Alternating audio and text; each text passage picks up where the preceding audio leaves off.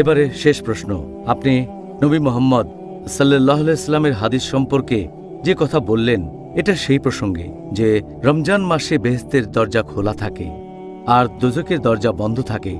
তার মানে কি এই যে আমরা এই পবিত্র মাসে মারা গেলে বেহেশতে যেতে পারবো? এই প্রশ্নটাও একই হাদিসের ব্যাপারে, একই হাদিস যেটার উল্লেখ করা হয়েছে মাসনাদ আহমদে, খণ্ড নম্বর 2, পৃষ্ঠা নম্বর 230, হাদিস নাম্বার 7148। এছাড়াও এটার উল্লেখ আছে সুন্নান আল-নিসাইতে, অধ্যায় নম্বর 5, হাদিস নাম্বার 2106। একই হাদিস নবী বলেছেন, লোকজনের উদ্দেশ্যে বলেছেন যে রহমতের মাস তোমাদের সামনে, আল্লাহ তোমাদের নির্দেশ দিয়েছেন তোমরা এই মাসে রোজা রাখবে। এই পবিত্র মাসে বেহেশতের দরজা খোলা থাকবে আর দোজখের দরজা বন্ধ থাকবে, শয়তান থাকবে শেকলে বাঁধা। এই মাসের একটা রাত আসবে, সেটা 1000 মাসের চেয়েও অধিক উত্তম। আর যে লোক এই মাসের আশীর্বাদ থেকে বঞ্চিত হবে সে আসলে একজন হতভাগ্য মানুষ। এখান থেকেই প্রশ্নটা এসেছে, যেহেতু বেহেশতের দরজা এই সময় খোলা থাকে আর দোজখের দরজা বন্ধ থাকে, তাহলে এ মাসে কেউ মারা গেলে তো বেহেশতেই চলে যাবে, কারণ দোজখের দরজা তখন বন্ধ থাকে, বেহেশতের দরজা খোলা। তার মানে কি এই যে এই মাসে কোনো অমুসলিম মারা গেলে সেও বেহেশতে চলে যাবে? এই প্রশ্নটার উত্তর হচ্ছে, নবী যখন বলেছেন যে বেহেশতের দরজা এই মাসে খোলা থাকে, তার মানে বেহেশত আমাদের আমন্ত্রণ জানাচ্ছে ভেতরে প্রবেশ করার জন্য।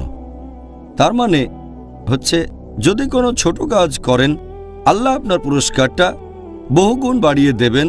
আর নবী বলেছেন সবাই পুরস্কার পাবে 10 গুণ বেশি। আর এই রমজান মাসে বেহেশতে প্রবেশ করা খুবই সোজা। নবী যখন বলেছেন যে দোজখের দরজা বন্ধ থাকবে, তার মানে এই মাসে দোজখে প্রবেশ করাটা কঠিন। কেন? কারণ মানুষের তাকওয়া বৃদ্ধি পায়, তাই মানুষের পাপ করার সম্ভাবনাটাও কমে যায়। আর এছাড়াও যদি রমজান মাসে আপনারা সব দিনগুলোতেই রোজা রাখেন, আল্লাহর পুরস্কারের আশা করেন, তাহলে অতীতের সব গুনাহ ক্ষমা করা হবে। তাই রোজার মাসে যদি পুরো মাস রোজা রাখেন কেউ, আল্লাহর পুরস্কারের আশায় তার অতীতের সব গুনাহ ক্ষমা করে দেওয়া হবে। এখন অতীতের পাপ ক্ষমা করা হলে দোজখে যাওয়ার সম্ভাবনাটা তো শূন্য হয়ে যায়।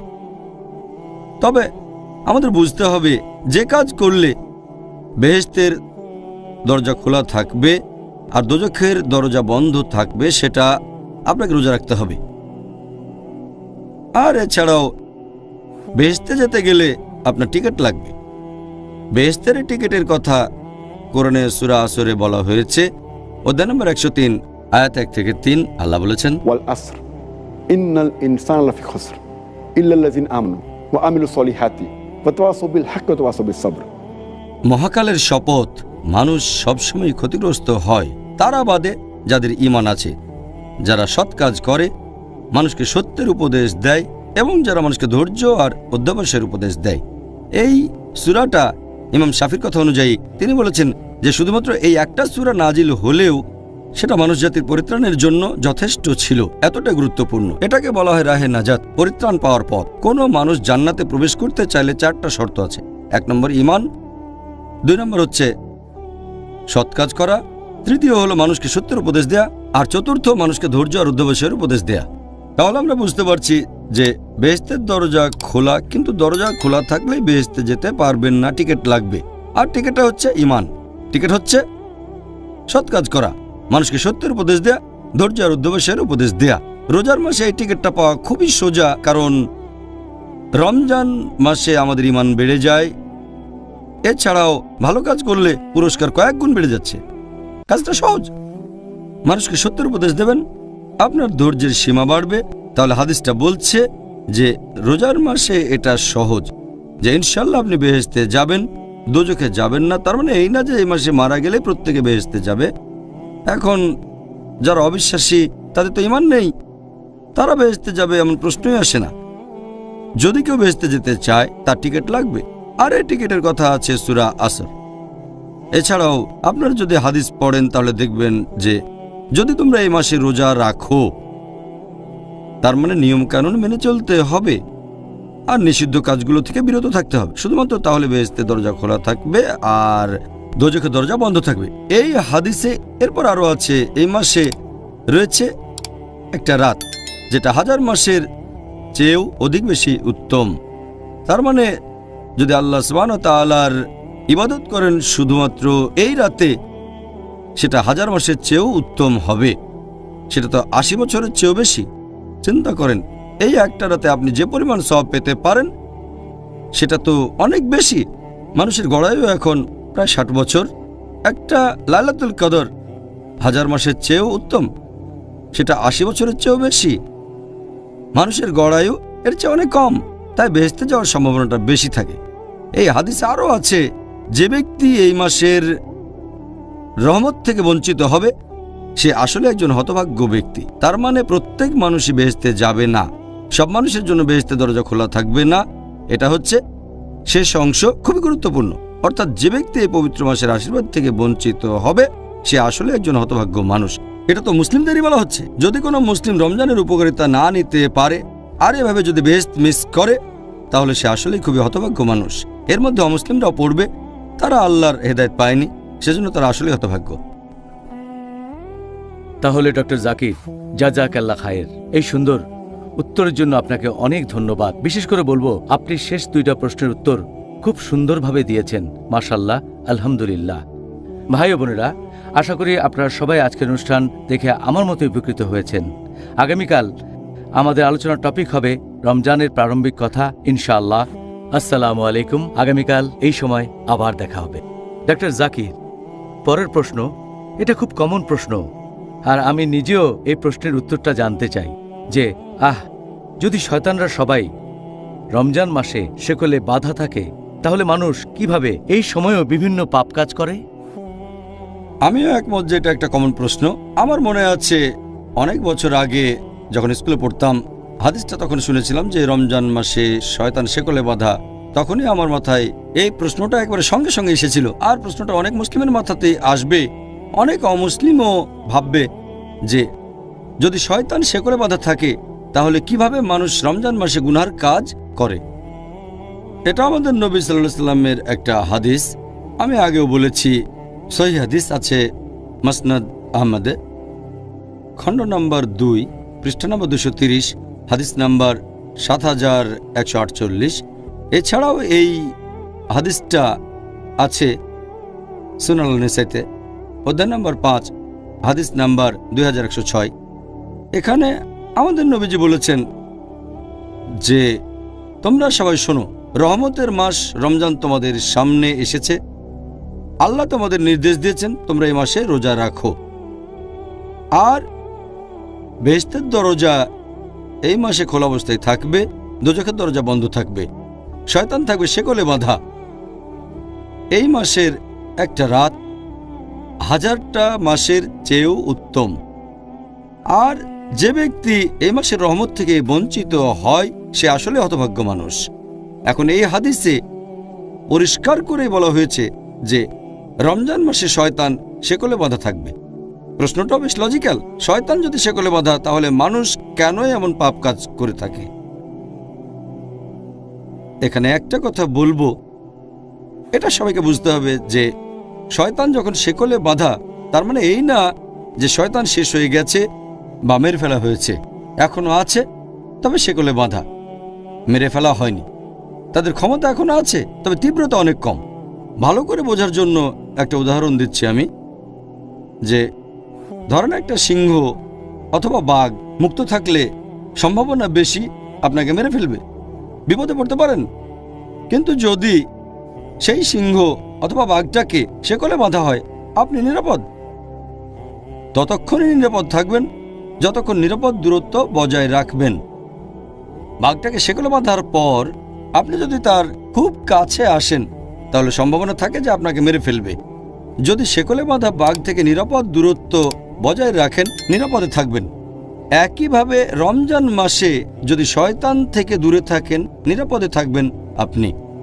পবিত্র কোরআনে দেখবেন আল্লাহ বলেছেন সূরা বাকারা অধ্যায় নম্বর 2 আয়াত নম্বর 168, তোমরা খুতুওয়াতুশ শয়তান সম্পর্কে সাবধান হও, শয়তানের পদাঙ্ক অনুসরণ করো না, নিশ্চয়ই সে তোমাদের জন্য এক প্রকাশ্য শত্রু। আল্লাহ তাআলা পবিত্র কোরআনে অনেক জায়গাতে বলেছেন তোমরা শয়তানের পদচিহ্নের ব্যাপারে সাবধান থাকো। আল্লাহ এই কথা বলেননি যে শয়তান থেকে সাবধান হও, কারণ সাধারণ মুসলিম, গড়পড়তা মুসলিম যাদের মোটামুটি ঈমান আছে, যদি সামনে শয়তানকে দেখে তারা সাবধান হয়ে যাবে। যেমন ধরেন কোনো একজন তরুণী মেয়ে সে আসলো একটা সাধারণ মুসলিম তরুণ ছেলের কাছে, যার ঈমান মোটামুটি।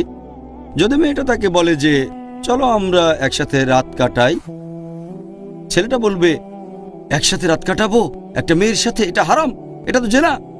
সে তখনই প্রত্যাখ্যান করে দেবে। কিন্তু সেই একই মেয়ে যদি পরে সেই ছেলেটাকে ফোন করে তার সাথে কথা বলে, তখন সেই ছেলেটা ভাববে যে ফোনে একটা মেয়ের সাথে কথা বলবো, কোনো সমস্যা নেই, আমি তো শুধু একটা মেয়ের সাথে কথা বলবো।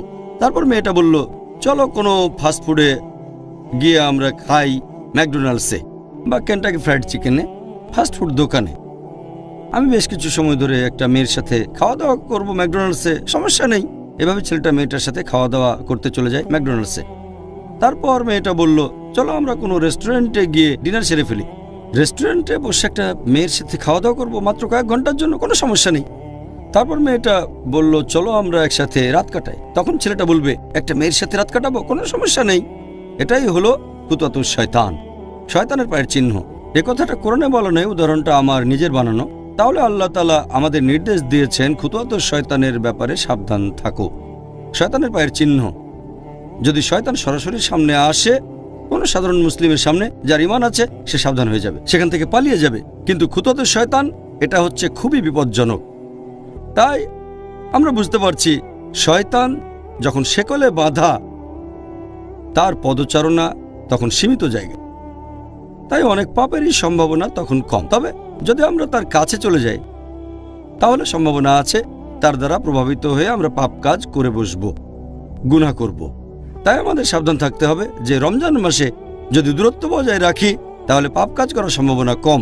কিন্তু যদি শয়তানের কাছে চলে যায়, সে যদিও শেকলে বাঁধা, যেমন শেকলে বাঁধা অবস্থাতেও বাঘ চলাফেরা করতে পারে, শয়তানও ঠিক সেরকম। আমি ব্যাপারটা এইভাবেই দেখি। আমাদের নবী বলেছেন শয়তান শেকলে বাঁধা তারপরও চলাফেরা করে, তবে দূরে থাকতে হবে। যদি দূরত্ব বজায় রাখি তাহলে নিরাপদে থাকব। আর আমার মতে দ্বিতীয় কারণটা হচ্ছে যে এই পবিত্র রমজান মাসে যদিও শয়তান শেকলে বাঁধা, আমরা এটা ভুলে যাই যে বাকি 11টা মাস মুক্ত থাকে। আর এই 11 মাসে শয়তান মানুষকে যেভাবে প্রভাবিত করে সেটার প্রভাব আর ফলাফলটা রমজান মাসেও কিছুটা দেখা যায়। আপনাদের বোঝার সুবিধার জন্য আমি একটা উদাহরণ দিচ্ছি যে অনেক ড্রাগ ব্যবসায়ী যারা তাদের কাস্টমারদের বেছে নেয় কলেজ বা ভার্সিটির তরুণদের, প্রথম দিকে তারা কি করে, ড্রাগস ফ্রি দিয়ে দেয়। এভাবে তরুণদের ড্রাগস দিয়ে লোভ দেখায়, আর কিছুদিন পার হয়ে গেলে সামান্য টাকার বিনিময়ে ড্রাগস বিক্রি করে থাকে। এরপরে চার্জ করা শুরু করে অনেক বেশি বেশি। তবে ততদিনে তরুণরা সে ড্রাগসে আসক্ত হয়ে গেছে। যদি সে ড্রাগস ডিলার সেখানে নাও থাকে, তারা খুঁজে বের করবে তাকে, যেখানে থাকুক খুঁজে বের করবে, কারণ ড্রাগস তখন লাগবে। এরপর যদি সেই ড্রাগস ডিলার বা সেই ড্রাগ ব্যবসায়ী জেলখানার মধ্যেও বন্দী থাকে, তাহলে তারা অন্য ড্রাগস ডিলার খুঁজে বের করে নেবে, অথবা কেমিক্যাল শপে গিয়ে বিভিন্ন ওষুধ কিনে খেয়ে দেখবে তারা তো আসক্ত হয়ে গেছে। তাহলে এই লোকগুলো যারা ড্রাগসে আসক্ত হয়ে গেছে, অথবা বলা যায় শয়তান আসক্ত হয়ে গেছে, যদিও শয়তান সেগুলো বাধা, তার প্রভাবটা রয়ে গেছে। তাহলে দেখতে পাচ্ছেন যে একজন মাদক ব্যবসায়ী, একজন ড্রাগস ডিলার উপস্থিত না থাকলেও তার প্রভাব আসক্তদের উপর ছড়িয়ে থাকে। এভাবে আমরা মানুষরাও পাপে অভ্যস্ত হয়ে গেছি। যদিও শয়তান এ সময় সেকলে বাধা, আমরা বারবার একই ভুল করি।